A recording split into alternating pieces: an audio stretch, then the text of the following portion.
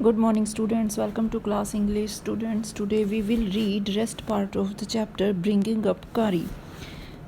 इस previous video में हमने इस चैप्टर के बारे में कुछ पढ़ा था बेटा।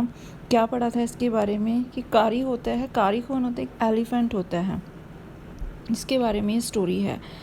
तो जो उसका रेस्ट पार्ट है तो वो स्टार्ट करते हैं। I crept out of the room and with great fear in my heart ran out of the house, feeling sure that snake would come back into the house, eat all fruit and kill of us.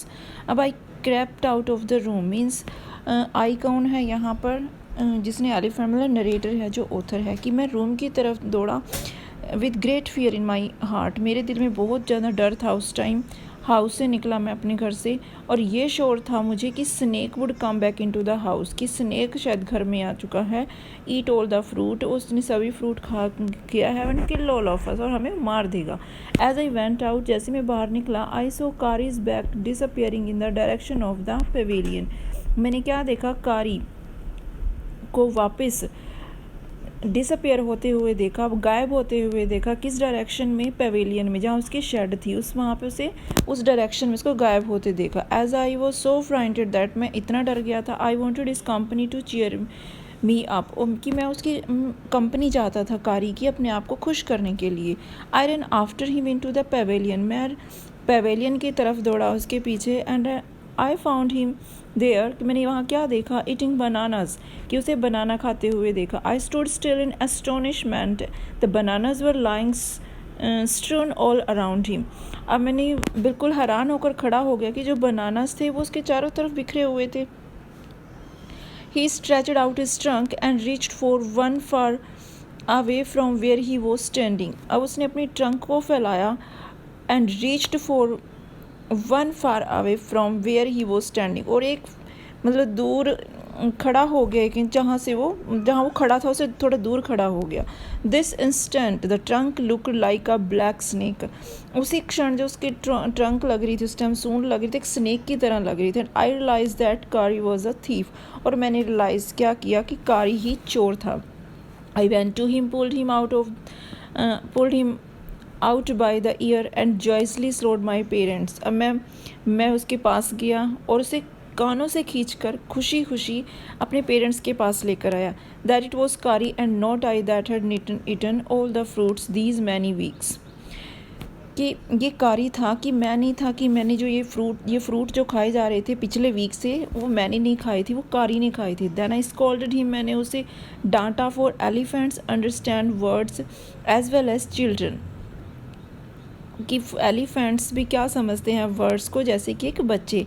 And I said to him, मैंने उसे कहा कि next time I see you stealing fruit you will be whipped, कि अगर तुम्हें next time तुम fruit चुराते हुए दिखे तो तुम्हें व्हिप किया जाएगा, तुम्हें मारा जाएगा हंटर से।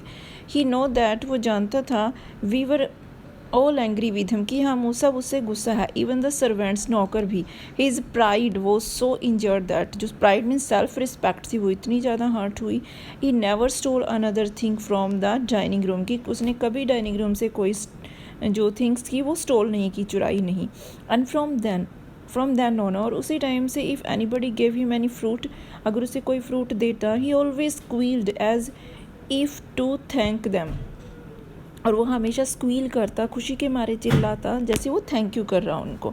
N elephant is willing to be punished for having done wrong, कि एक elephant is willing to be punished, कि उसे वो चाहता है कि अगर वो रॉन्ग करता है, हैविंग डन रॉन्ग, तो वो चाहे कि उसे पनिश किया जाए। But if you punish him without any reason, अगर आप उसे बिना किसी रीज़न के पनिश करते हो, ही विल रिमेंबर इट, और वो उसे याद रखेगा। एंड पे you back in your own coin, और अपने ही अंदाज में, अपने ही कॉइन में, कि वो उसे पनिश करेगा, उसे याद रखेगा और उसे वापस करेगा उसको उसी तरीके से।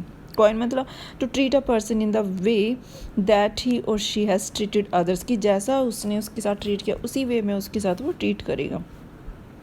N elephant must be taught when to sit down, एक एलिफेंट को सिखाना ज़रूर होता है कि कब उसे बैठना है, वैन टू गो, कब उसे चलना है, वैन टू गो फास्ट, कब उसे तेज़ चलना है, वैन टू गो स्लो, कब उसे स्लो होना है। You teach him these things as you teach a child, कि आप इसे ये सभी थिंग्स सिखा सकते हो कि जैसे एक बच्चे को सिखाते हैं। इफ़ यू से धत and pull him by a ear, कि आप उसे बोलते हो अगर धत और उसे ईयर से पुल करते हो, खींचते हो, he will gradually learn to sit down, वो धीरे धीरे बैठना सीख जाएगा। सिमिलरली इफ़ यू से माली, इसी तरह अगर आप उसे माली कहोगे and pull his trunk forward, उसकी ट्रंक को आगे की ओर फॉरवर्ड आगे की तरफ खींचोगे, he will gradually learn that, वो धीरे धीरे सीख जाएगा। It is the signal to walk, ये सिग्नल है उसके वॉक चलने का।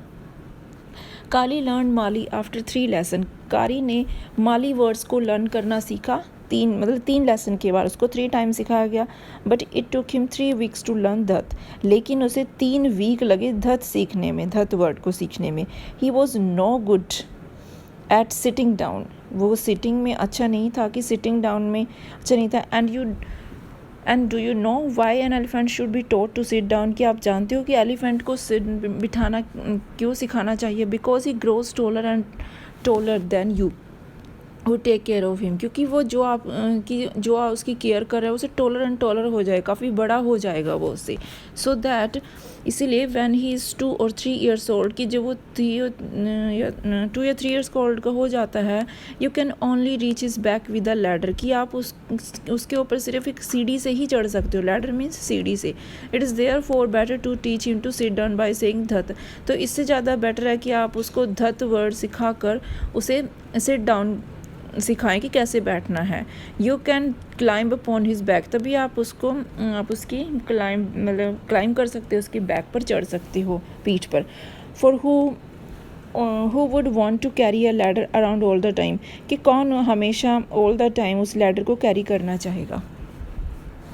The most difficult thing to teach an elephant is a master call, सबसे मोस्ट डिफ़िकल्ट थिंग है एक एलिफेंट को मास्टर कॉल सिखाना। He generally take 5 years to learn its properly, generally एक एलिफेंट 5 years लेता है इसको प्रॉपरली सीखने में। Master call is a string hissing, means यहाँ पर है कि what is a master call. Master call क्या होती है? मास्टर कॉल एक स्ट्रेंज साउंड होती है, होलिंग, गुर्राना जैसे उसकी साउंड होती है, एज जैसे if a snake and tiger were fighting each other, कि अगर टाइगर और स्नेक एक दूसरे से फाइटिंग कर रही हैं, and you have to make that kind of noise in his ear, कि आपको you have to make that kind of noise in his ear, कि उसके कानों में वो आवाज़ चली जाती है उस टाइप की। And do you know what you expect an elephant to do, तो क्या आप जानते हो कि उस टाइम आप एक एलिफेंट से क्या एक्सपेक्ट करते हो कि वो क्या करेगा? When you give him the master call, कि जब आप उसे मास्टर कॉल देते हो। If you are lost in the jungle, कि अगर आप जंगल में खो गए हो, and there is no way out, कोई बाहर आने का रास्ता नहीं है, एंड एवरीथिंग इज़ ब्लैक, सब कुछ अंधकार से पूर्ण हो चुका है, ब्लैक हो चुका है, एक्सेप्ट द स्टार अबव, केवल हमारे सिर के ऊपर उस आकाश में स्काई में सिर्फ स्टार हैं। You dare not stay very long anywhere, कि आप वहाँ ये इतना भी साहस नहीं कर सकते कि आप लॉन्ग टाइम के लिए वहाँ रुको। The only thing to do when is to give the master call, तो आपके पास केवल आप यही कर सकते हो कि मास्टर कॉल दे सकते हो। And at once an elephant pulls down the tree in front of him with his trunk, तो वो क्या करेगा कि उसी टाइम जो एलिफेंट है वो ट्री को पुल डाउन करके उसके सामने अपने ट्रंक से उसके सामने वो ट्रीज़ को उखाड़ कर फेंक देगा। This frighten all the animals away, और इससे क्या होगा, जो सारे एनिमल्स हैं वो डर कर दूर हो जाएंगे। As the tree comes crashing down, monkeys wake from their sleep and run from branch to branch, और इसे ट्री जब क्रशिंग उसको उखाड़ कर वो फेंकेगा तो मंकीज़ क्या हो जाएंगे, वो जाग जाएंगे और एक ब्रांच से दूसरी ब्रांच पर दौड़ने लगेंगे। You can see them in the moon light, कि आप उन्हें ऐसा मून लाइट में देख सकते हैं। यू कैन ऑलमोस्ट आप ये सब मून लाइट में देख सकती हो। See the stags running in all direction below, कि जो बारहसिंगा है वो सभी डायरेक्शन में इधर उधर दौड़ने नजर आएंगे। You can hear the grow of the tiger in the distance, कहीं दूरी पर आपको टाइगर के गुर्राने की आवाज़ सुन सकते हो।